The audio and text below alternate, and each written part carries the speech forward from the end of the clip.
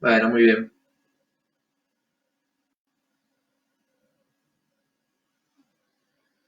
Aquí estamos. A ver. Vamos conectando. Buenos días. Buenos días, buenos días. Va llegando la gente, se va ubicando. Pónganse cómodos.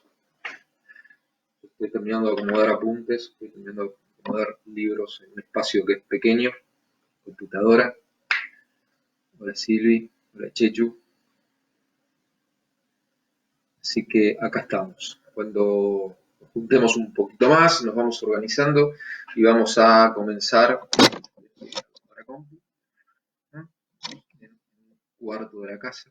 Así que este será nuestro aula por el día de hoy.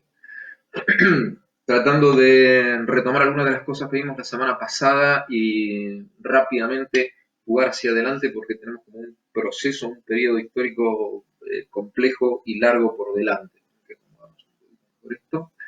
Eh, y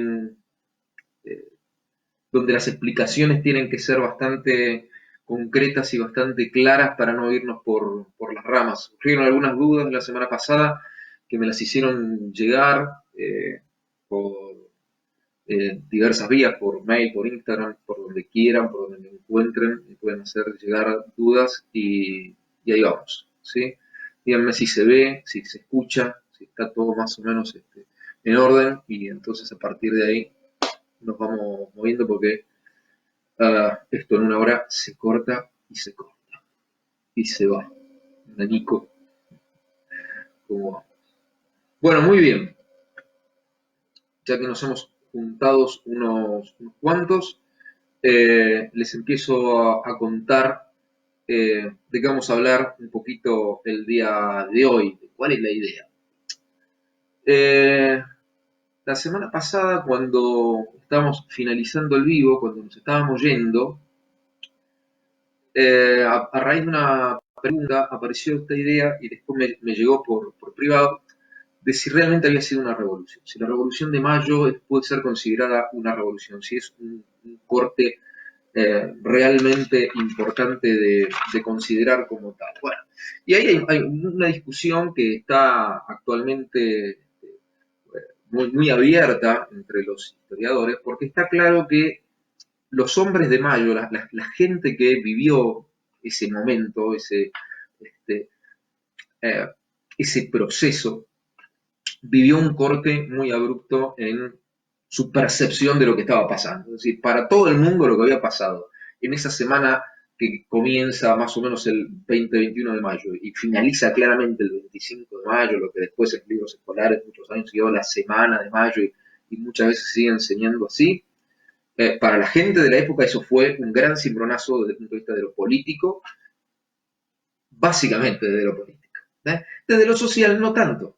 Desde lo social no fue un corte tan abrupto y desde lo económico tampoco fue un corte tan abrupto. Entonces, hay varias cosas que tenemos que aclarar acerca de eso que nosotros llamamos Revolución de Mayo. La Revolución de Mayo, para los hombres de la época, vemos, fue un antes y un después, porque cambió la forma de hacer política, cambió la forma de vida, cambió muchas formas de entender la autoridad. Ahora, desde el punto de vista social, los grupos que existían antes de la revolución siguieron existiendo después de la revolución. Las actividades económicas que existían antes de la revolución siguieron existiendo después de la revolución.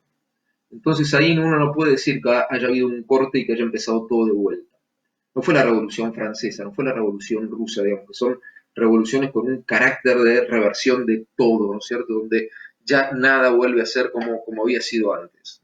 La revolución de mayo, en ese sentido, es claramente una revolución de la política y hay que entenderlo como eso. La revolución de mayo genera nuevas identidades, pone en crisis todo lo español va a entrar en una crisis definitiva y a partir de ahí, de hecho, una gran cantidad de comerciantes, funcionarios religiosos y militares españoles tienen que hacer las valijas y desaparecer, y si no hacían las valijas y desaparecían, quedaban seriamente implicados en un proceso político que se los iba a llevar puesto, y entonces aparece el elemento criollo como dominante. No, uno podría decir, en primer lugar, que la Revolución de Mayo lo que hace es generar nuevas identidades. Una identidad, en principio americana, los americanos toman en sus manos el control de el territorio en el cual viven. Eso es súper importante porque a partir de ahí lo que está diciendo toda esta situación es que ya no hay un control externo que viene a manejar la política americana, ya no hay metrópoli, ya no hay un rey al cual obedecer que está a 10.000 kilómetros de distancia. Ahora son los americanos los que tienen las riendas de su propio destino. Entonces, en primer lugar, hay una identidad americana que se expresa y que lo llena todo. Aparece como una identidad fuerte que por fin se libera, que puede decir, sí, estos somos nosotros, esta es nuestra tierra, acá vivimos y acá y la vamos a gobernar según nuestros criterios de aquí en adelante. Entonces, primera cuestión. La segunda cuestión es que nacen eh, identidades que después con el tiempo vamos a ir llamando provinciales, muy regionales, ¿eh? Y sobre todo urbanas. La revolución es un hecho que va de las ciudades hacia el interior. Los primeros que se enteran de las transformaciones son los habitantes de las ciudades. ¿Cuáles son las ciudades importantes en el ex virreinato que ahora todavía no es una nación, no es un estado, no es nada, ¿no? La Revolución de Mayo no crea un país. Por eso sí hay algo que está claro, es que la Revolución de Mayo termina con el control español sobre el Río de la Plata y el antiguo virreinato. Ahora nace la Argentina y ya dijimos mil veces que no. ¿Okay? Que ese es un proceso más largo que va a llevar a la creación de un Estado, a la creación de una identidad nacional con un Estado que pueda dividir los poderes y gobernar. Lo que pasa entre 1810 y 1862, donde eso finalmente se afianza, es un periodo de guerras civiles y de lucha por el control y la creación de ese Estado. ¿Quiénes luchan ahí? Van a luchar distintas regiones, distintos personajes, distintos grupos sociales y económicos, que ahora vamos a ir poniéndole en algunos casos nombre y apellido. Y en otros casos son grupos que permanecen en el tiempo y cuyos líderes van cambiando. Entonces tenemos la identidad americana, la identidad provincial urbana, y después la rioplatense. El Río de la Plata va a tener una identidad propia, una identidad que es distinta al resto, por un tema que después no vamos a poder eludir y que va a sobrevolar todo el tiempo nuestra charla, que va a ser el puerto.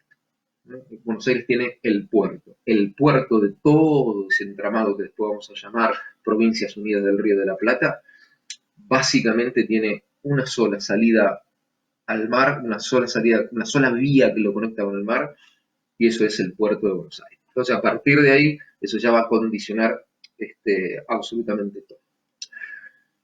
¿Cómo se hacen los americanos de ese control político a partir de, el 25 de mayo?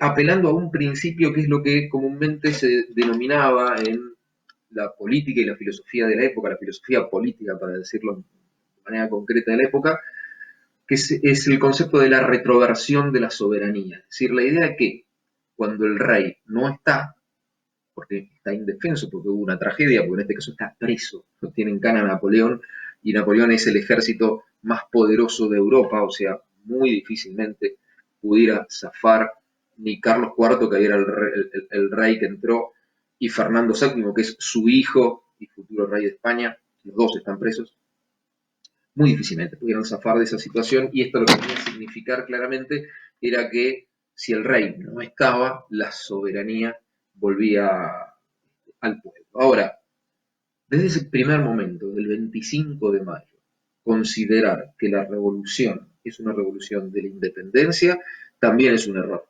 porque en ese momento no se sabía bien qué hacer, para dónde iban a ir las cosas, si los sucesos en Europa iban a avanzar, si Napoleón quizás en algún momento decidiera mandar una fuerza a América, no estaba claro para dónde.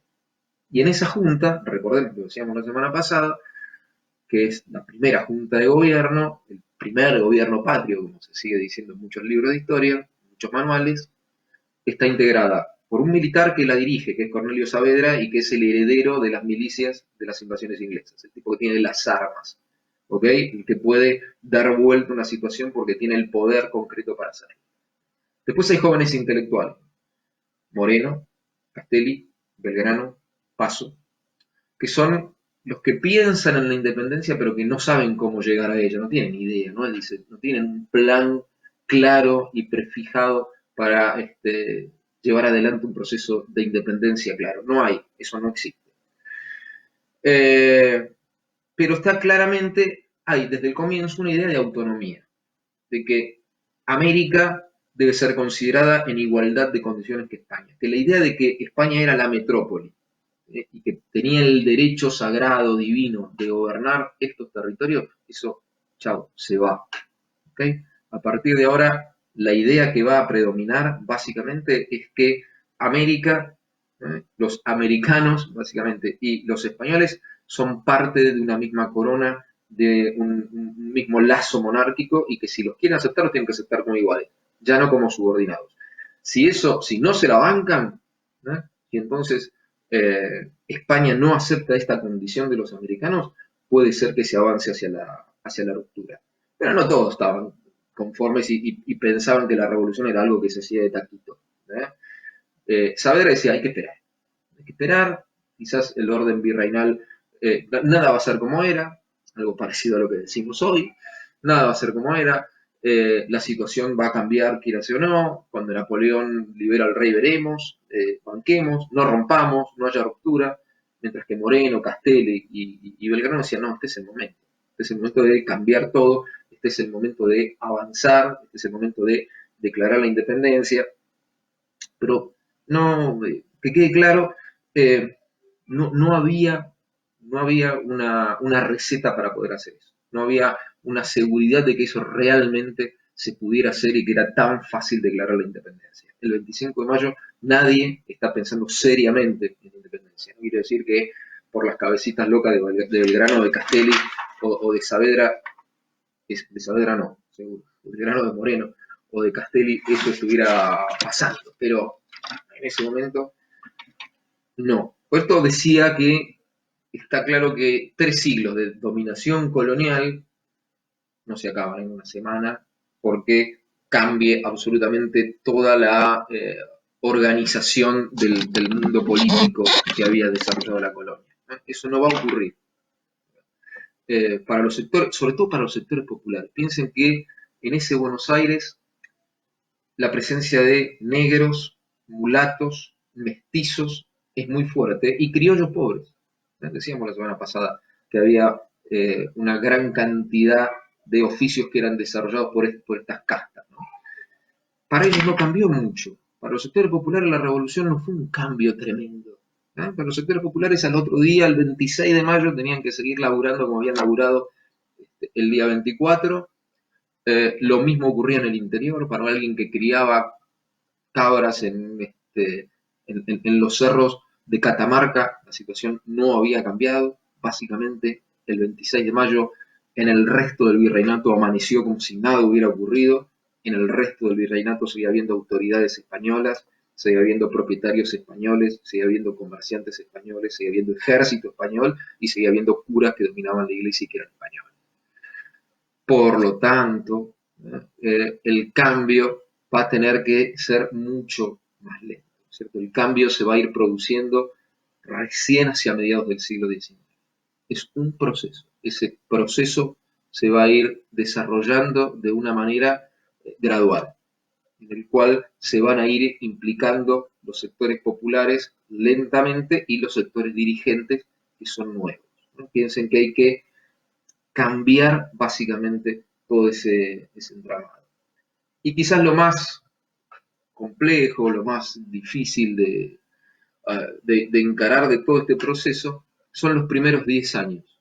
¿No? Esos primeros 10 años del proceso revolucionario son tremendamente complejos, con muchas idas y vueltas, básicamente porque no hay una receta de cómo gobernar. Entonces, la primera junta se da cuenta rápidamente de que necesita sumar al interior, de que en el interior tienen que apoyar este proceso. El interior, decíamos la semana pasada, el interior del virreinato está dividido en gobernaciones, no existen lo que nosotros hoy llamamos provincias.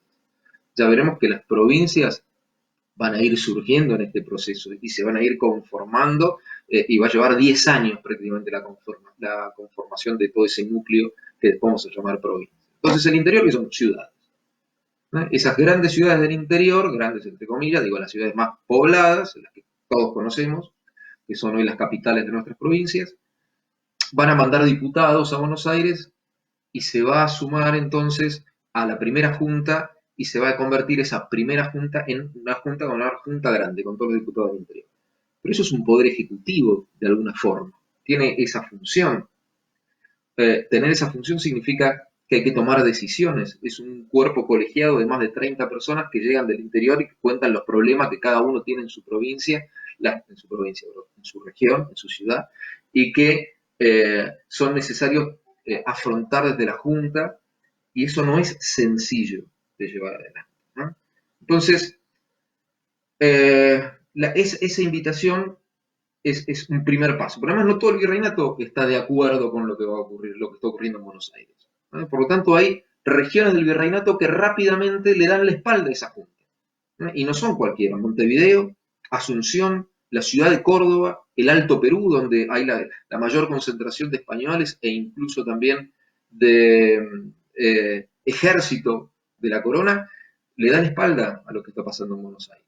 Y entonces ahí van a tener que llevar adelante una política más agresiva y van a tener que pensar en ejércitos que desde Buenos Aires empiecen a recorrer ese territorio del virreinato para poder llevar el mensaje de la revolución.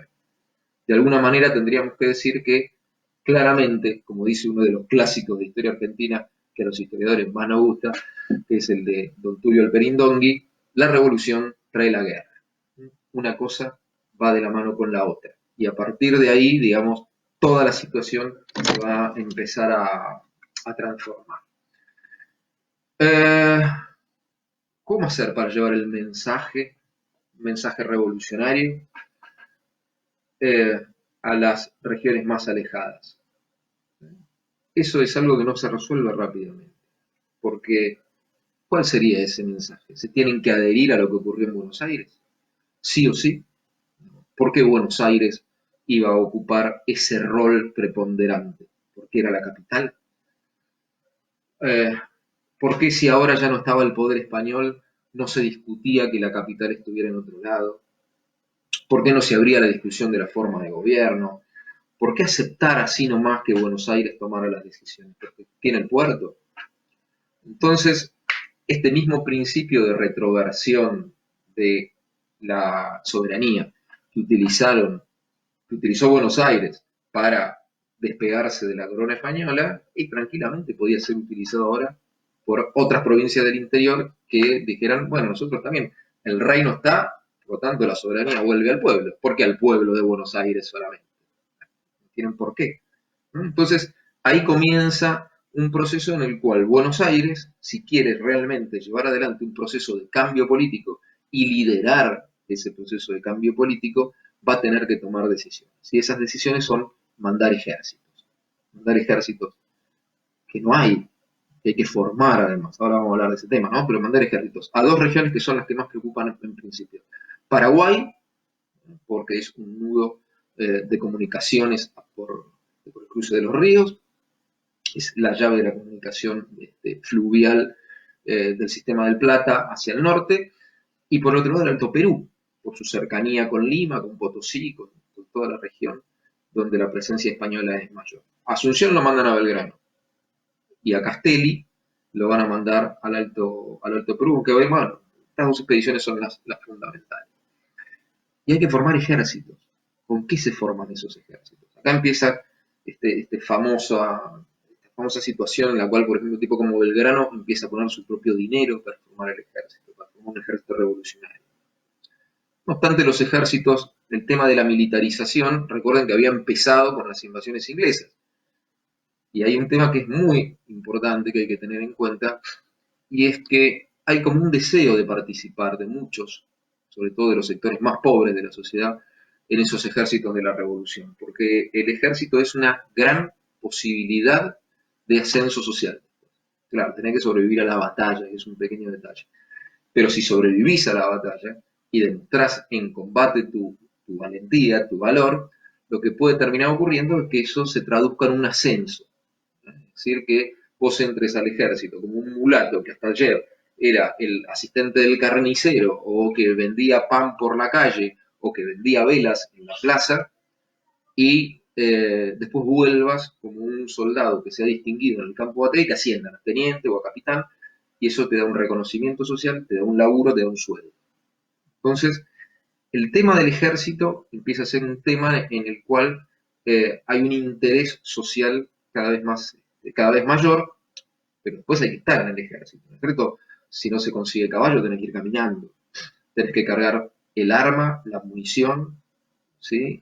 Tenés que caminar con un calzado que es insoportable porque es de cuero y no es con una suela anatómica. Por ende, olvídense, hay que caminar. Hubo gente que caminó desde Buenos Aires hasta Paraguay y que cuando llegó al Paraguay con el ejército de verano, bueno, ahora hay que combatir, hermano. O sea que en esas circunstancias se daba la situación de incorporarse al ejército. Y tenías que cuidar la munición, no había cargadores para todo el mundo, no había cargadores de hecho, ¿no? Pero digamos, no había una cantidad de munición que se podía desperdiciar, era absolutamente precario. ¿Sí? A Belgrano le va mal, pierde la batalla de Paraguarí y tiene que volverse, salir de Paraguay a las corridas, y a Castelli le va mal. ¿Sí? Logra cruzar la quebrada Humahuaca, entra en Alto Perú, pierde la batalla de Huaki y tiene que retroceder.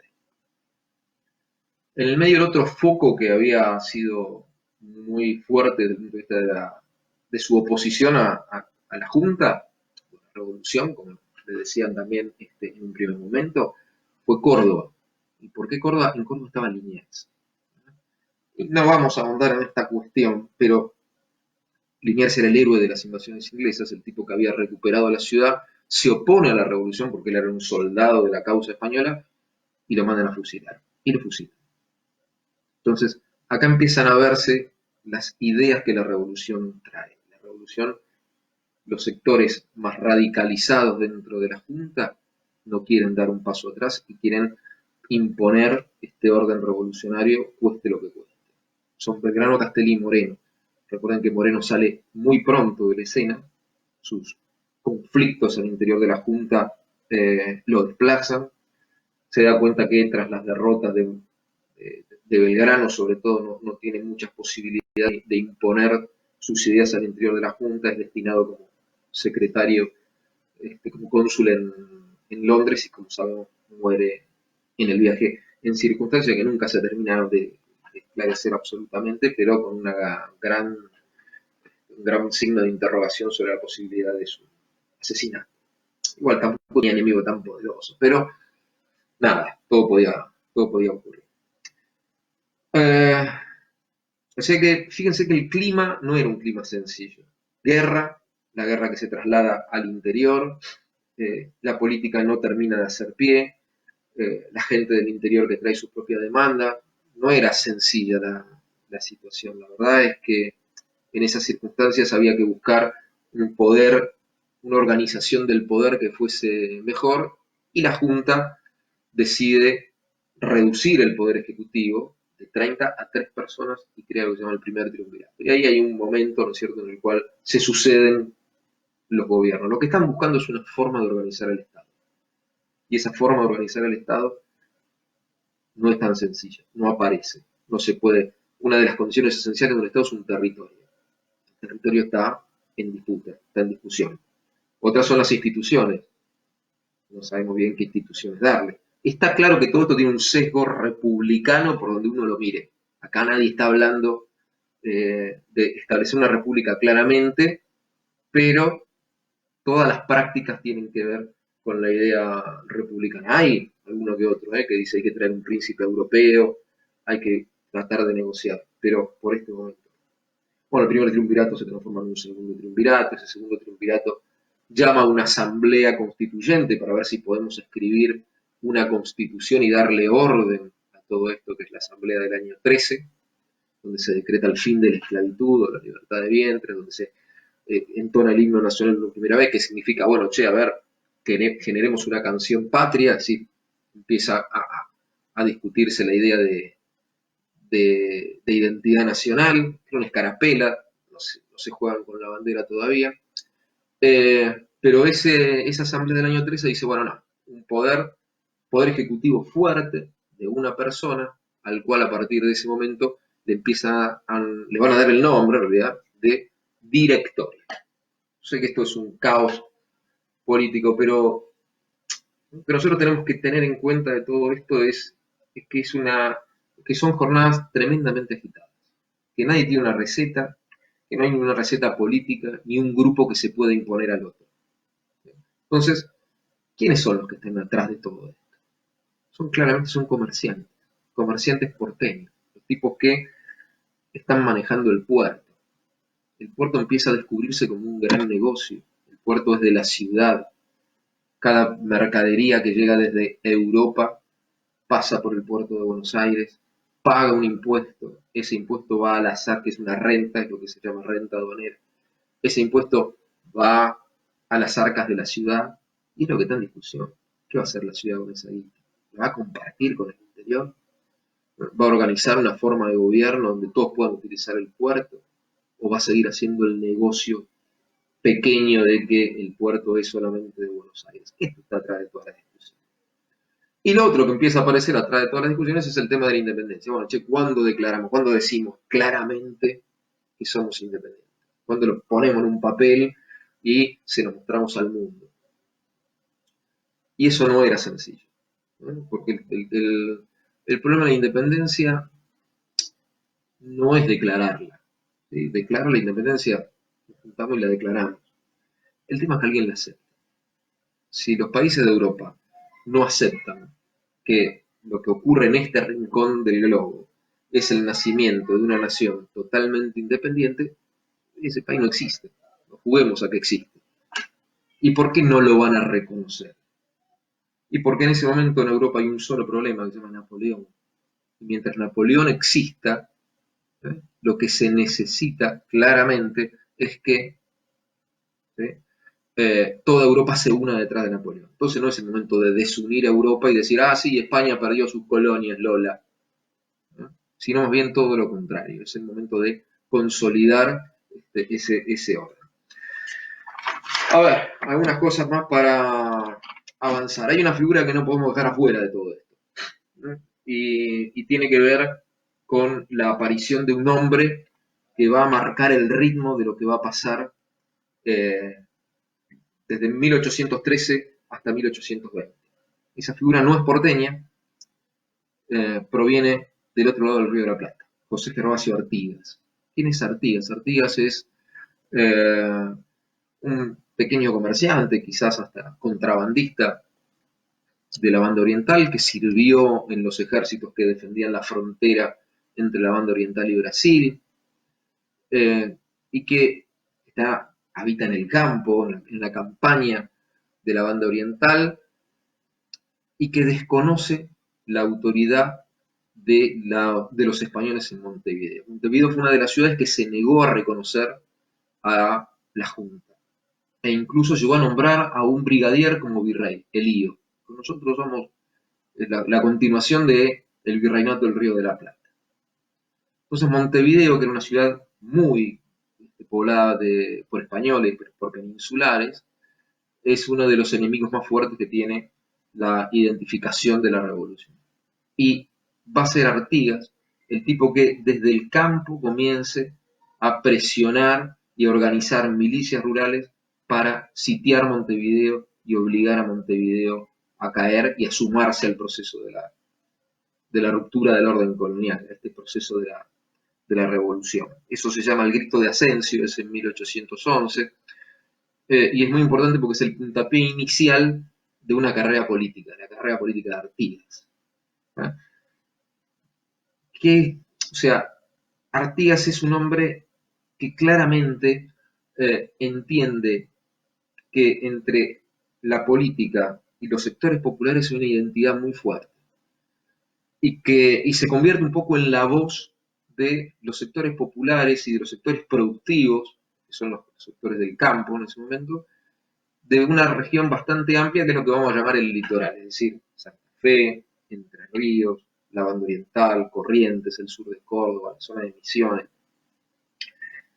Y critica el centralismo, es uno de los primeros tipos que critica el centralismo y comienza a hablar en un lenguaje que va a ser totalmente innovador, que va a traer ideas que estaban presentes en algunos intelectuales de la época, pero que no pueden terminar de cuajar y de formar parte. Concretamente, Artigas es el primer tipo que habla de federación, de federalismo, ¿no? De la necesidad de que la región que se está independizando del antiguo virreinato, ¿no?, lo hagan un pie de igualdad, de regiones que sean iguales unas a otras.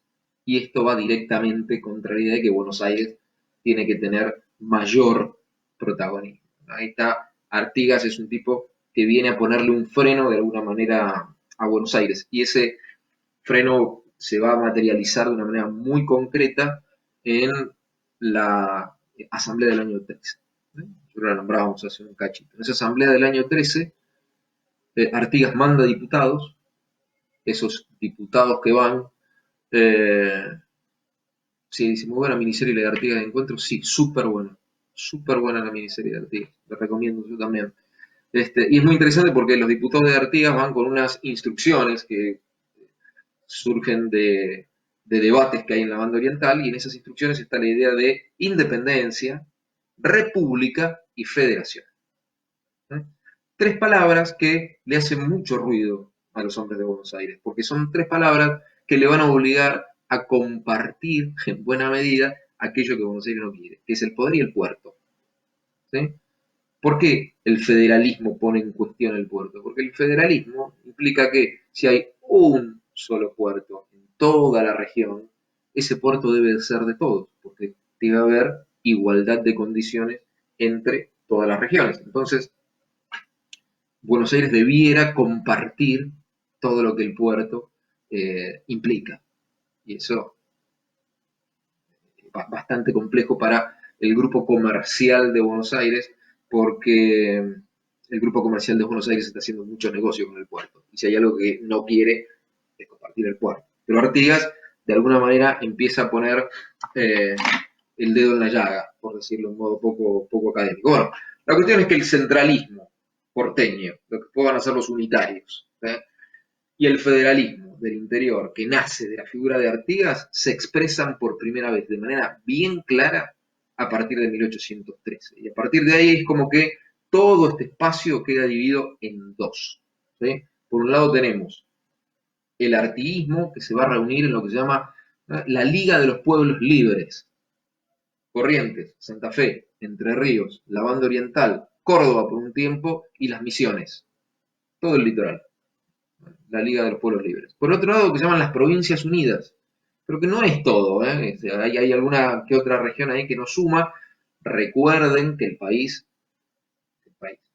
que nuestro actual territorio tiene una frontera sur que es muy, muy concreta, ¿sí?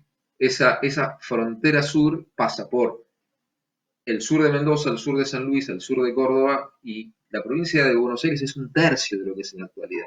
De ahí hacia el sur, todo son pueblos originarios. Chaco y Formosa, arriba, en esta zona, Chaco y Formosa, eh, también está ocupado todavía por pueblos originarios y por lo tanto no son regiones que formen parte de todo. ¿Okay? Entonces, hay que estar atentos ahí. Lo que estamos hablando son de dos pequeños grupos de regiones que se van definiendo lentamente en su interior. ¿No? Entonces, entre 1815 y 1819, la Liga de los Pueblos Libres de Artigas y las Provincias Unidas están en una tensión permanente. En el 16, mientras tanto, las Provincias Unidas declaran independencia. En ese fragor de enfrentarse unos con otros en una guerra civil, dice, che, paren, hay que declarar la independencia. Porque Belgrano ya despejó todo el norte argentino de españoles, claramente ganó las batallas de Salta, de Tucumán, y expulsó a los españoles de toda esa región. Por lo tanto, se han consolidado una cantidad de territorios muy importantes, y porque Napoleón fue derrotado en Europa, y cuando Napoleón es derrotado en Europa, ¿qué es lo que está ocurriendo? Básicamente que retoma el trono el rey de España, en este caso es Fernando VII, y dice, ¿qué independencia americana? ¿De qué me están hablando? ¿Cómo que América se pierde? Voy a mandar tropas. Entonces dice, no, paremos. si esto se va a poner un poco más espeso, ahora sí necesitamos el apoyo de otras naciones de Europa, sobre todo de ingleses, franceses, que vienen a hacer negocios al puerto y que están tan contentos con nuestra producción. Por lo tanto, es indispensable declarar la independencia. Entonces, en el medio de este caos, en el cual federalismo, centralismo, pueblos libres, provincias unidas, se declara la independencia. ¿Quién declara la independencia? Las Provincias Unidas de América del Sur. Algo. ¿No? Tenemos que ponerle un nombre, muchachos. Dice, y le ponemos las Provincias Unidas de América del Sur. Pero el caos no se va a detener porque declaramos la independencia. ¿Sí? Esto va a continuar y para los porteños y para los hombres de los pueblos libres está claro que termina en enfrentamiento. ¿Sí? Termina en enfrentamiento. Hay varias escaramuzas en la frontera, pero no hay un enfrentamiento abierto. Y esto es porque Artigas va a sumar un nuevo enemigo. Fíjense, Artigas ya luchó contra los españoles, está luchando contra los porteños, y ahora se le suma un tercer enemigo. Desde el norte, el Imperio del Brasil, que empieza a presionar la frontera norte de la banda oriental. Quizás Buenos Aires apoya un poco esta presencia en ese lugar, pero empiezan los portugueses. Artigas debe dividir sus fuerzas entre cuidar la frontera con la Confederación, con las Provincias Unidas, y debe también ir y luchar contra los portugueses. Entonces, el proyecto de Artigas empieza a crujir un poco desde ese lado, y finalmente lo que termina ocurriendo es que mientras Artigas defiende el norte de la invasión portuguesa, dos de sus hombres deciden invadir directamente Buenos Aires. Y ahí están el gobernador de Santa Fe, Estanislao López, y el de Entre Ríos, Francisco Pancho Ramírez. Hay que tener en cuenta que estas zonas eran bastante nuevas de colonización, es decir, qué había en la banda oriental o qué había en Entre Ríos, eran zonas muy abiertas, con una gran cantidad de ganado, muy verdes, que competían en producción con la pampa, o sea, son parte del sistema de la pampa húmeda, compartían el mismo clima, el mismo régimen de lluvia, y que por lo tanto competían con la producción de porteña, pero que para poder funcionar tenían que vender todo a Buenos Aires. Entonces, ahora vamos a cerrar con eso, pero lo que termina ocurriendo es que mientras Artigas lucha con los portugueses, López y Ramírez luchan con Buenos Aires. Y el 1 de enero de 1820, ejércitos de gauchos entrerrianos y santafesinos invaden la ciudad de Buenos Aires, y para Buenos Aires, que derrotó a los ingleses, que echó a las autoridades españolas, caer bajo las lanzas de unos gauchos que vienen del litoral y que ataban, como dicen las crónicas, sus caballos en las rejas de las residencias porteñas, es como si una invasión extraterrestre hubiera arrasado la ciudad de Buenos Aires. Buenos Aires cae derrotada. Y simultáneamente Artigas cae derrotado. Paradójicamente, hacia 1820 no hay Provincias Unidas, no hay Liga de los Pueblos Libres. Buenos Aires, Santa Fe y Entre Ríos firman un tratado de paz y cooperación, que va a ser el Tratado del Pilar, y esto de alguna manera cierra todo el ciclo de la revolución. Dice, bueno, le ponemos un moño y la revolución se acaba acá. Ya no hay peligro de que España pueda atacar América. San Martín y Bolívar han hecho lo suyo, por suerte, y han liberado los territorios de Chile, Alto Perú, Colombia y Venezuela. Y Artigas ha caído bajo la presión de las fuerzas portuguesas, termina exiliado en Paraguay, donde muere muchos años más tarde. Buenos Aires deja de ser la capital de cualquier cosa. Buenos Aires ya no es la capital ni de las Provincias Unidas, ni de un proceso de ruptura y revolución. Es una ciudad más entre tantas otras. Pero en todo esto, mientras esto venía ocurriendo, hay algo que sobre lo cual tenemos que poner el lupa. ¿Sí? Y es lo que ocurre en el interior. Porque lo que ocurre en el interior es bastante particular. Mientras esto pasaba en todo el resto del territorio, van surgiendo ahora sí lo que vamos a llamar provincias. Y esas provincias van definiendo lentamente sus territorios, a veces de manera acordada, a veces de manera violenta, pero a través de una forma de autoridad que es importantísima, los caudillos. ¿Sí? ¿Quiénes son los caudillos? Los caudillos son líderes militares, políticos, populares, ¿sí? Que representan a una región que después se va a llamar provincia, es decir, La Rioja, ciudad, todo lo que se puede gobernar desde La Rioja ciudad va a ser la provincia de La Rioja, todo lo que se pueda gobernar desde Catamarca ciudad va a ser la provincia de Catamarca, Salta, Jujuy, Tucumán, Córdoba, Santiago del Estero, San Juan, San Luis, Mendoza, Santa Fe, Entre Ríos, Corrientes, Misiones, Buenos Aires. Esas son provincias, ¿sí? En todas ellas hay caudillos. Ya veremos qué ocurre con Buenos Aires, es la única excepción. Se fue la luz, ven que ya vuelve. En todas ellas hay caudillos.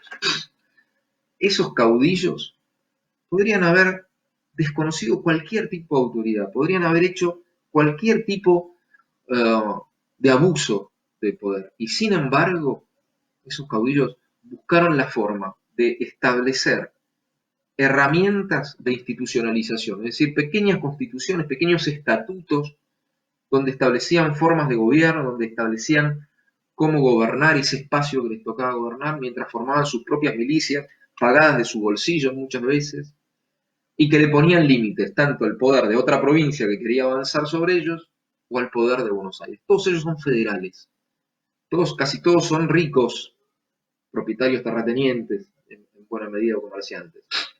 Y son familias como de origen criollo, los Arauz en Tucumán, los Ibarra en Santiago del Estero, los Sá en San Luis, bueno, ellos todavía están, los Quiroga en La Rioja, ¿ok? Los que nombramos, Estanislao López en Santa Fe, o Pancho Ramírez en Entre Ríos, todos ellos son de una raigambre criolla y que buscan la institucionalización.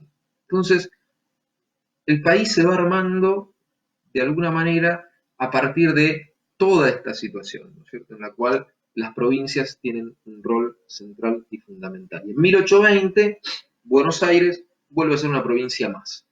No es ni más ni menos importante. Esto le va a dar un poder muy grosso a esos caudillos que van a decir, bueno, che, pará, ahora somos todos iguales. De alguna manera, ¿no?, las ideas de Artigas prendieron en todo este espacio y ahora tenemos que sentarnos, hacer un congreso, sancionar una constitución federal y establecer cómo va a funcionar todo este espacio. Buenos Aires también había crecido en ciertos aspectos, sobre todo desde el punto de vista económico. El puerto de Buenos Aires dejó de ser la principal actividad económica, apareció la ganadería. Con la ganadería se mejoró la estancia, con la ganadería aparece el tambo y con la ganadería aparece el saladero. ¿Sí? ¿Qué es el saladero? Es el aprovechamiento más integral. Hay un grupo de alumnos que está haciendo bardo y los voy a sacar. Zapiola, Recalde y todos, Escales, los voy a sacar a todos. Muy bien. El saladero es una instancia que es muy importante porque es una forma de tratar la carne vacuna. Buena parte de la carne vacuna se perdía, es decir, no era aprovechada por la explotación ganadera, porque no había forma de conservarla, básicamente por eso. Una parte se destinaba al consumo en la ciudad, que se hacían guisos y se hacían, el asado no es urbano, el asado es bien del campo, y otra parte se perdía porque no había forma de mantenerla. El saladero lo que hace es comenzar un tratamiento de la carne muy sencillo, es secar la carne al sol con mucha sal, de esa forma la carne después se corta en tiras y es un alimento que va directamente a los mercados esclavistas. Entonces, se puede comenzar a exportar carne con un destino que son los esclavos. ¿Esclavos del Caribe, ¿no?, de Cuba y del sur de los Estados Unidos? Entonces, eso le da, es muy rentable para el campo porteño, para el campo entrerriano, para el campo santafesino. De hecho, entre 1820 y 1825 la exportación se multiplicó por 5, se hacían se exportaban en quintales, bolsas. Si se exportaban 20.000, en 1820 se exportaban más de 120.000 en 1825. También se exportan cueros, también se exporta carne, ¿verdad? Entonces, la economía va creciendo, junto con este problema de la política. Pero para 1820 hay una serie de cuestiones que ya confluyen como para ir redondeando, digamos, ¿cierto? Tenemos una Buenos Aires y un litoral desarrollados económicamente que han diversificado su oferta. El interior también tiene algunos productos de exportación, frutas secas, alfalfa, maderas, quesos, aguardientes, pero son mucho menores que lo que puede exportar Buenos Aires y el litoral. Tiene un puerto que ya funciona cada vez de manera más aceitada, tiene dinero, que es el intercambio entre los productos que llegan desde Europa y los que salen, tiene el dirigente en Buenos Aires comercial y económica que está gestionando todo esto. Lo que no hay es acuerdo para ponerse de acuerdo y poder unificar bajo una constitución nacional el orden institucional. No hay institucionalidad, no hay Estado. Si no hay Estado, no hay nación que pueda sostenerse. Por más que toda esa región quiera vivir unida, se siente identificada, piensa que forma parte de un mismo colectivo social, económico, cultural, histórico, no hay forma de ponerse de acuerdo sobre cómo gobernarse. El centralismo o los unitarios y el federalismo están en su momento de mayor tensión. ¿Sí? Entonces, esa tensión no hay forma de sentarlos a negociar una mesa. Van a fracasar los intentos uno tras otro. ¿Sí? Buenos Aires vive entre 1820 y 1824 como una provincia más. ¿No? Pero en paz, no hay conflictos. A ese momento se lo va a llamar la feliz experiencia. Y va a haber una persona que se va a destacar en, en la gestión de esos años, que es el ministro de Finanzas, don Bernardino Rivadavia. Va a aparecer este personaje que representa a los comerciantes de Buenos Aires y que va a hacer una serie de reformas. Por ejemplo, va a achicar el ejército, porque ya no hace falta un ejército tan grande. Va a poner en productividad, en producción, las tierras públicas, que son de la provincia y que no pertenecen a nadie, y por lo tanto las va a empezar a arrendar a precios muy, muy baratos a pequeños arrendatarios, a través de un sistema bastante complejo que se llama anfiteusis, pero que no importa, pero que tiene que ver con poner en producción todas estas tierras. Le va a quitar tierras a la iglesia, porque las tiene de forma improductiva, va a estimularla al surgimiento de chacras, va a limpiar la moneda, me refiero a que va a sacar de circulación un montón de monedas que venían de la época del virreinato, de la revolución, va a crear un peso para la provincia de Buenos Aires que tenga anclaje con el dinero en metálico que tiene guardado. Va a llevar adelante una serie de ajustes que van a mejorar la vida en la provincia, y eso, y Buenos Aires va a ser una provincia más, pero el interior, y sobre todo el litoral, le va a reclamar permanentemente, hay que juntarse, hay que hacer un congreso federal, hay que sancionar una constitución. Buenos Aires lo venía evitando a toda costa. Finalmente se van a poner de acuerdo para hacer un congreso.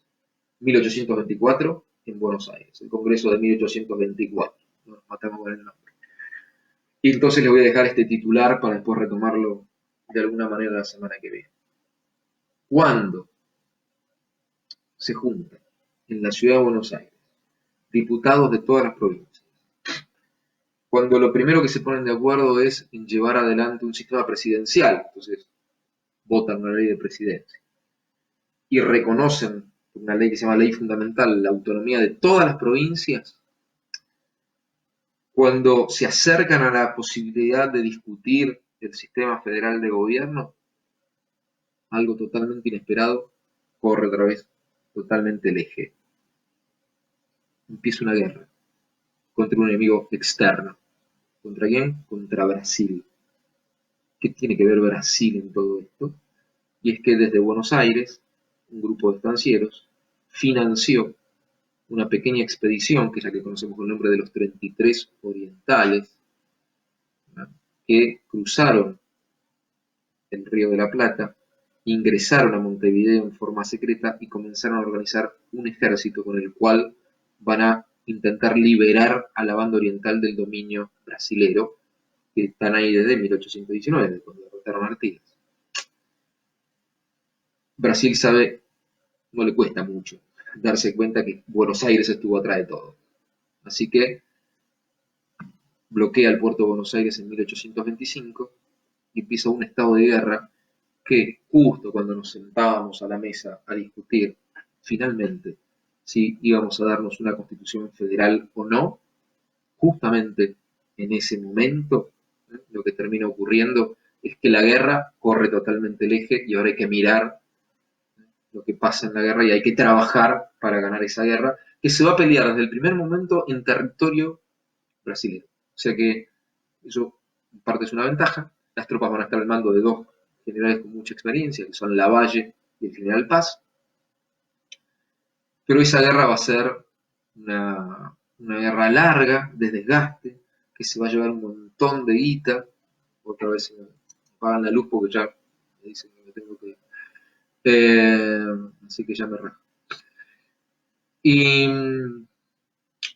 esa guerra no solamente va a impedir que se trate el federalismo en el Congreso, sino que le va a dar el pie a los centralistas, a los unitarios, que ahí se ponen la máscara de unitarios, comienzan a llamarse unitarios a partir de entonces, eh, de nombrar a Bernardino Rivadavia presidente en esta emergencia y que Bernardino Rivadavia finalmente intenta imponer una constitución totalmente centralista en 1826. Eso vuelve a tensar la relación entre Buenos Aires y las provincias y otra vez volvemos a un estado de cuasi guerra en el cual no puede haber ningún tipo de acuerdo. Buenos Aires utilizaba cualquier estrategia y cualquier excusa para evitar discutir el federalismo, para evitar sancionar una constitución federal. Rivadavia finalmente debe abandonar el poder, debe huir casi como una rata, porque finalmente negoció el final de la guerra entregándole la banda oriental a Brasil, lo cual abrió todo otro proceso de crisis que vamos a ver en nuestra próxima edición, porque siento que hoy les dejé la cabeza así, les conté un montón de cosas y avanzamos como 20, 25 años en un proceso que nos va a llevar a que, si tienen ganas, la semana que viene hablemos de Rosas. Básicamente, hablemos de Rosas, hablemos de Urquiza, hablemos de la Constitución, hablemos de la forma en la cual, sí, finalmente llega la creación del Estado-Nación de la Argentina y se puede organizar como corresponde una nación que se va a llamar República Argentina.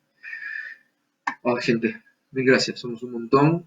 Me dicen cosas re lindas en los comentarios, así que se los súper agradezco. Cualquier duda me escriben. Yo estoy en casa, así que tengo tiempo de responder algunas cosas, a pesar de que seguimos haciendo vivos y cositas todo el tiempo. Se viene algún curso virtual por OET, lo tenía que decir, así que estén atentos. Y bueno, nada, che, un placer como siempre, gracias a la producción que está en algún lado de la República de Quilmes, asistiendo cada momento. Nos vemos. Gracias.